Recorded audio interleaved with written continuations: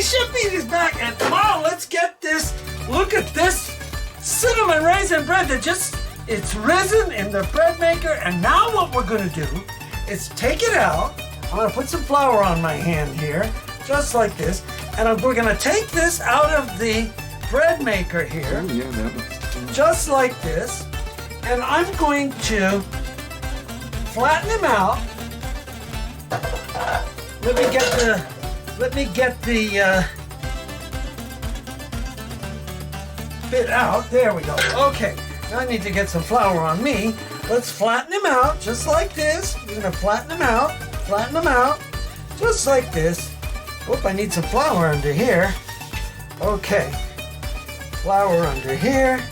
All right, we're gonna flatten him out, and God, I wish you guys could smell the smell here of this beautiful, beautiful bread. And what I'm gonna do is get him so he's kind of like this. And then what I wanna do is I think I wanna put a little more, I don't know if it needs more cinnamon. It's pretty good.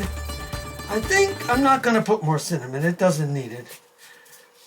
But at this point, what you need to do is get a pan like this, okay, a loaf pan, and then spray it so it has some oil. Take your bread like this, get him in the pan, just like this. It's okay, he'll go. Get him in there, just like this. And then what we're gonna do, press him down so he's in the pan, just like this. There we go. And then what we're gonna do here, we're gonna put this in our proofing oven over here. Our little oven is a proofer too. We're gonna let it rise again.